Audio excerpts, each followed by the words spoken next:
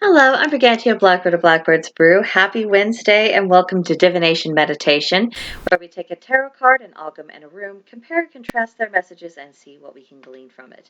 So let's begin, as we always do, with our tarot card. And this week we have the Page of Swords, or the Page of Claws, as the case may be.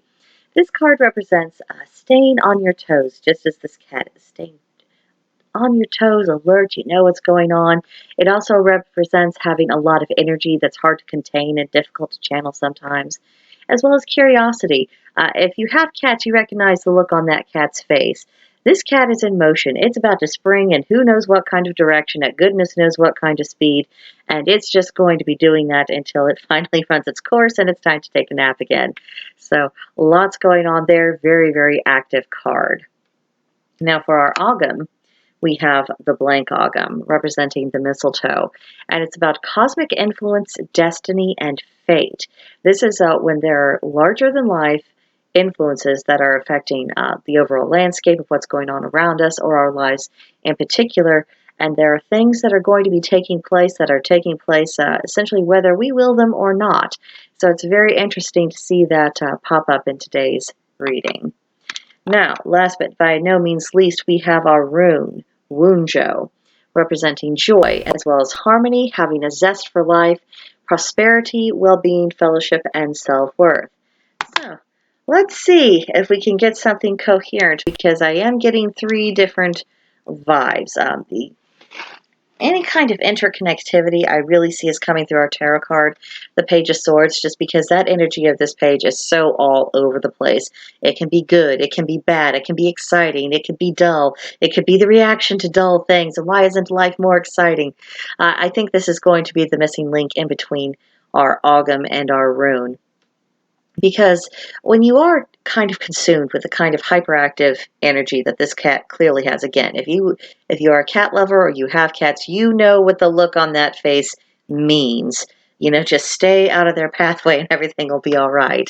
And sometimes it can be a good thing, like what our room was talking about, having that harmony and zest for life, and just wanting to experience and enjoy being connected and being tuned into everything that's going on.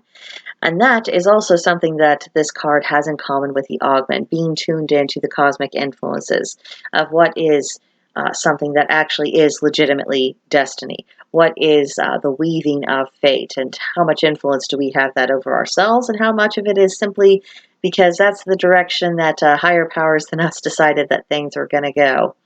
So I think the idea is with this card is that it's an indication that whatever occurs, good or ill, planned or unplanned, go into it with some zeal. Have some gusto. It's time to go full throttle and just go with it. It may not necessarily have matched our plans, so it may not have matched anything that we had particularly envisioned, but it is what's going on, and being a bit more tuned in with the present moment and being able to react to that and make plans according to that, and not getting lost in what we thought things should be, or what we think they ought to have been. And that can be difficult because I think there's a great danger, especially now with everything so filtered and so stage managed, and we're presented with this idea of this is what life should be like, and if your life isn't like that, somehow you're lesser. It's all nonsense, and it doesn't take very much thought to be able to conclude that that kind of false reality is absolute the nonsense that it is, really.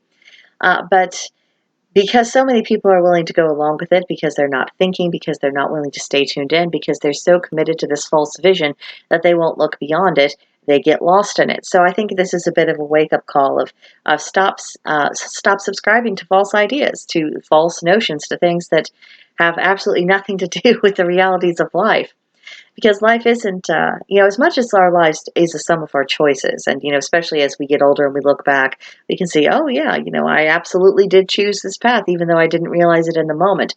As much as that is the case, there is also this sense of being swept away, saying, I didn't see something coming, but now that it's here, I'm dealing with it. I'm going after it, and I'm not missing any kind of opportunities that this might bring. Yes, one door has closed, but look at all of the windows that opened up. That's more or less the sense that I'm getting. I'm not really detecting any greater inconnectivity between these particular divination tools, at least not this week. It's interesting. It'll be interesting to see if this particular theme resurfaces in subsequent weeks, because I think we've been getting a little bit of a pattern built up with our divination meditations. And a couple of months, I'm going to be looking backwards, kind of seeing how things have progressed, match things up with how things have gone according to my memory, and see, okay, you know, this is the path that has taken shape. Maybe it'll give us additional clues for what lies around the next bend in the road. So I think that's all I've got for this week on our divination meditation. If you have any other thoughts, I would love to hear about them.